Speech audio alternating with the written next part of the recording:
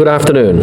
I'd like to welcome my colleague, the Minister of Health and Seniors, the Honourable Jean Atherton, JP MP, recognize Inspector Robert Cardwell of the Bermuda Police Service, and introduce the new Chair of the Bermuda Road Safety Council, Alison Bargett. Thank you for being here. We are here as the Road Safety Council acknowledges the United Nations World Health Organization initiation of Global Road Safety Week for all OECD countries. The initiative observes that driving-related loss of life is among the most preventable of all premature deaths in our society. In Bermuda, because we have such a small population, road deaths and serious injuries impact a large portion of the community.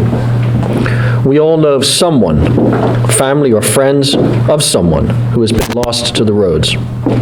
So the human strife of a result of a fatality or even a serious injury accident is proportionally high in our island. The advocacy for road safety is not new, yet over a 10-year period to 2016, we lost 127 people to road traffic deaths, 93% of whom were males.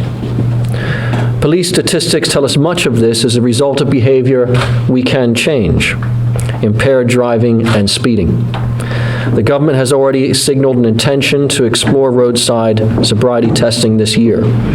We are working with the Ministry of National Security, the Bermuda Road Safety Council, and CADA to further discourage impaired driving. And ministry efforts to improve road safety will also include the introduction of speed cameras at various locations around the island.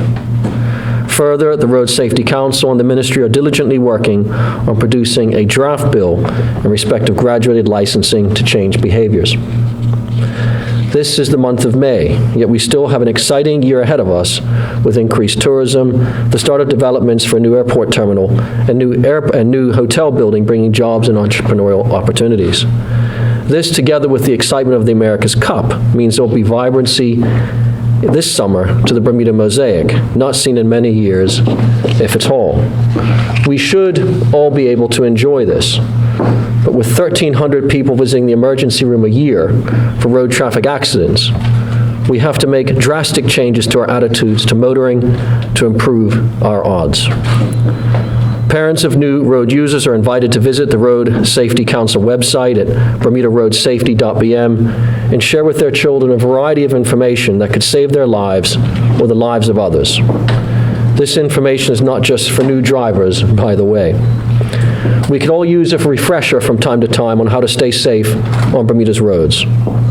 Road safety is a community issue, and we all have a part to play. I would now like to invite my colleague, the Minister for Health and Seniors, to say a few words from her ministry's perspective. Thank you.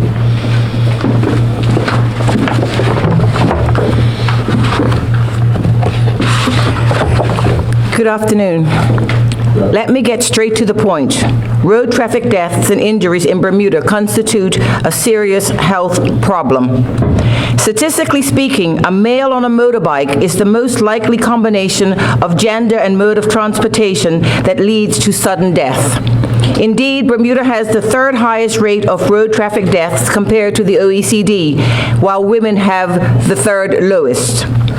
Of those killed in traffic accidents in the years 2010 to 2014, which motorcycle riders, pedestrians, pedal cyclists, car occupants, and boat occupants, 79% were motorbike riders. The most common external cause of death, and by that I mean death that is not due to disease or illness, for males between the years 2010 and 2014 was a transport accident. In fact, 43% of male deaths not due to illness or disease were from road traffic accidents. You don't need to be a statistician to get this. Tragically, news reports have a familiar phrase: a male riding on a motorcycle has died of his injuries, name withheld pending notification of the victim's family. It's a report we hear too often. I understand that vehicles are necessary for economic prosperity and social development, but they can do serious harm to human health unless safety is a priority. The Ministry of Health and Seniors has long supported increased road safety and supports the efforts of those who have primary responsibility to drive essential changes. The injuries caused by road traffic collisions can have a severe impact on a person's life, and their consequences can range from temporary pain and inconvenience to disability and chronic pain or death. Globally, studies indicate that typically 40 to 50% of drivers go over posted speed limits. Drivers who are male, young, and under the influence of alcohol are more likely to be involved in speed-related crashes. Road traffic crashes remain the #1 cause of death among young people aged 15 to 29 years. They are estimated to cost countries from 3 to 5% of GDP and push many families into poverty. Global Road Safety Week, being held this week, the 8th to the 14th of May 2017, focuses on speed and what can be done to address this key risk factor for road traffic deaths and injuries. Globally, speed contributes to around 1/3 of all fatal road traffic crashes in high-income countries, and up to half in low and middle-income countries. For every 1 per hour increase in speed, there's a 3% increase in the incidence of injury crashes and a 5% increase in the risk of a fatal crash. I believe that health is an aspect of almost every human effort. I like what the WHO Director General, Dr. Margaret Chan, says, speed is at the core of the global road traffic injury problems. If countries were to address just this key risk, they would soon reap the rewards of safer roads, both in terms of lives saved and increases in walking and cycling, with profound and lasting effects on health.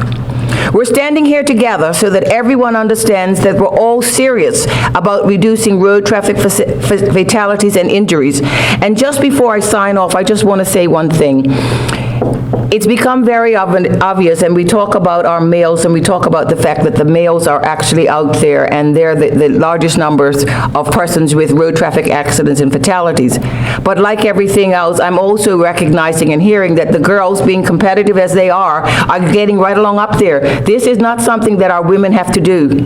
We have to turn around and we have to say to our men, we love you, we want to keep you, let's slow down, let's all turn around and understand that speed kills, and therefore it's important for us to turn around and do whatever we can to promote road safety. The Minister of Health and Seniors believes that using our road safety is vital to the health of our population. This week is Slow Down Week. Only you can control your speed, so for the sake of your loved ones, please slow down. Thank you very much. And I'd like to now introduce Ali Bargett, who is Chairman of the Road Safety Council.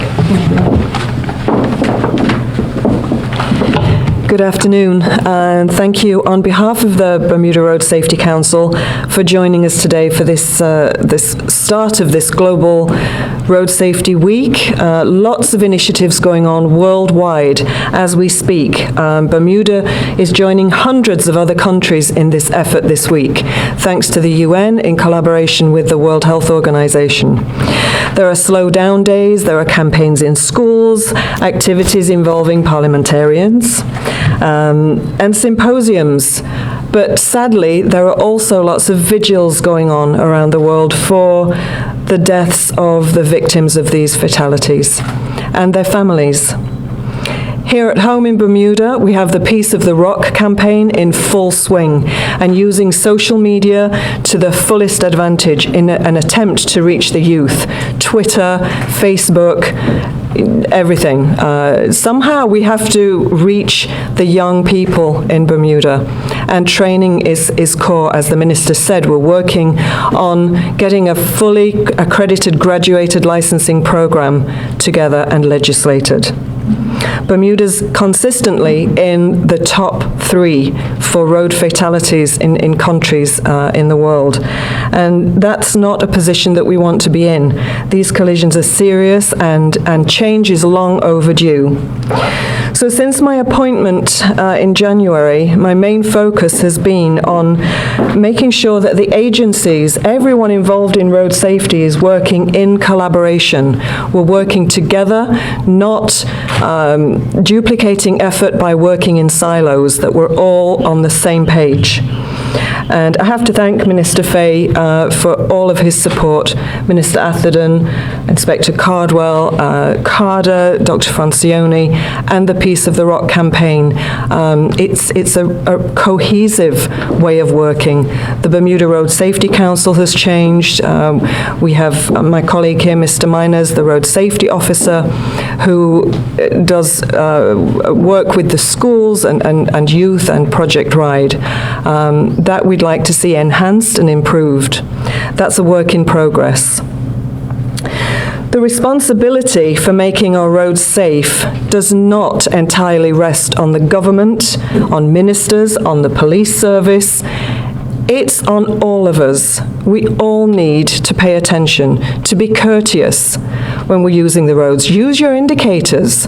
I don't really see a great deal of indicators being used in Bermuda. And the more I see, the more I'm aware of it, the more I notice it. So be your brother's keeper, be the designated driver. And above all, this week, spread the word, slow down, save lives. Thank you. I'd like to introduce Inspector Cardwell.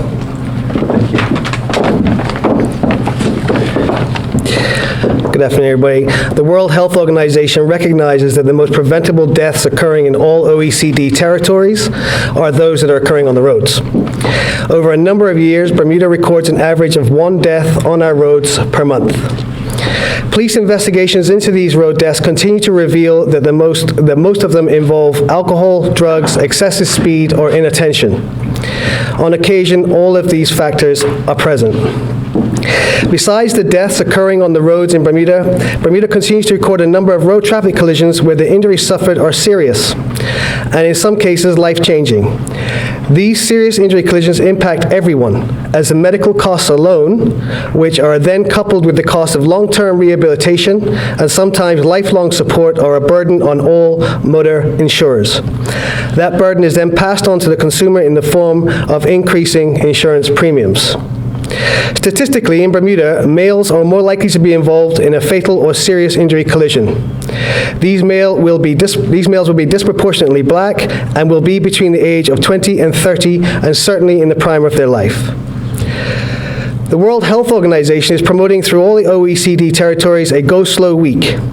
This week will occur commencing today and end on Friday.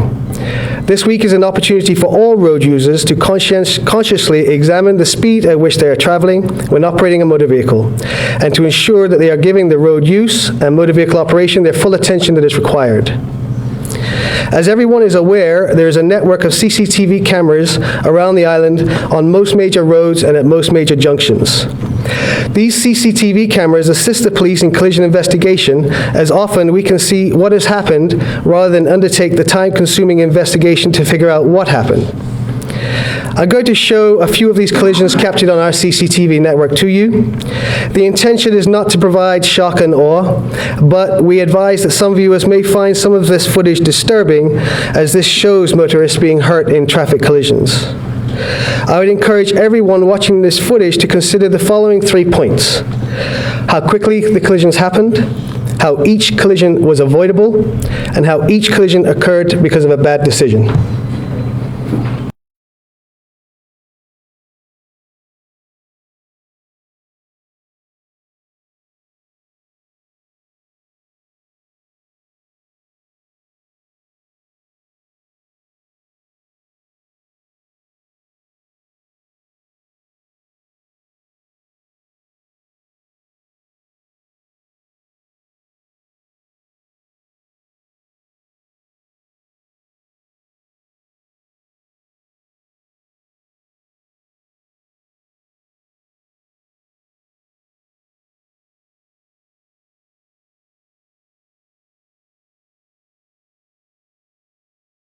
After viewing that CCTV footage, I think everyone can quite easily conclude that every single one of those collisions was avoidable. They all happened in a matter of seconds, and that each collision occurred because of a bad decision or just pure carelessness. Thank you for your time. Thank you. Any questions? Okay. Ms. Bartlett? Easy. Changes that I'd like to see moving forward as far as educating young riders coming out to work. I would like to see the graduated licensing program fully implemented. That means legislated. Changes to the current youth licensing scheme. I would like to say thanks to Argus, actually, for supporting a pilot program with 58 students at Berkeley School. They're currently undergoing some training. That's one part of graduated licensing. There's a lot more to it, and it's a 2-year program. But for me, that's the groundwork. Without that, then we will keep our wheels spinning. Without that real training in place, we can't expect to send our youth out onto 225 kilometers of paved roads and navigate 47,000 vehicles with no on-road training. Can you give us a little insight as to what graduated training is? And you mentioned the 2-year process. Right. You look at the 2-year process starting at 14 so that they're licensed at 16, or starting at 16 with the objective of having a license at 18? Well, with what we currently have in place with the youth license and Project Ride, they can start that before their 16th birthday. I believe they're 15 when they can start. So that's a good beginning. As you probably all know, they just ride in the car park in TCD or anywhere without a road. And they go around cones, so they learn bike handling and to be able to stop on a line. That's the extent of it. So the next phase of that, with the graduated licensing program that we're proposing, is the same as they have in many, many other jurisdictions. It involves classroom training, bike safety, risk, looking at the mechanics of your bike even. You know, kids now just get on a bike and go. There's a lot more involved. It's the 2-year program involves several sections, and within those sections, different modules. So you would have classroom training. They would go out with an instructor with a dual helmet the first time on a road, but they would also be trained to do what they do with Project Ride, but at speeds that they would be traveling on a road. So the same way that you have your driving test, you wouldn't give someone the keys to a car and say, off you go. You know, you'd have on-road training. It's a very similar situation. One of the key features, though, is zero alcohol tolerance. Any word, Inspector, on roadside sobriety checks? Minister. That's obviously an issue that's been debated widely. It's something that we're continuing to work through with the police and the Attorney General's chambers as to what's actually possible. There is now the ability, and we're working through the police on this as well, to at least obtain equipment to have a breath side test, but that's not random roadside sobriety testing. That will essentially give the police the opportunity to test before arrest as to whether or not that person is in fact appearing to be over the limit, rather than just an officer recognizing perhaps someone's weaving or they smell like alcohol when they lean in a window. So that's what's one part of it, but the other side, of course, is random roadside sobriety, and we're working through that. Going on the back of what Allison said with graduated licensing, one of the reasons, in fact, that I appointed Allison to be head of the Road Safety Council was because of that passion with issues like graduate licensing, along with individuals like Dr. Francione, who's been at it for many, many years to try and improve road safety. So, you know, there's many other pieces to this. There's speed cameras, as we said, there's roadside test before arrest, and there's also graduate licensing. It all comes as a package. The piece that people need to take away, as we've said many, many times, is it takes a community to also change. It's not always just up to the government agencies to make things happen. It's also up to the community to understand what their responsibilities are. Any idea, you mentioned you're looking at equipment to equip the police with the roadside checks. Do you have a time frame for that? And looking forward to random sobriety checks? We're hoping throughout the course of this year. I can't be any more definitive than that until we finish our consultation and in-house discussions.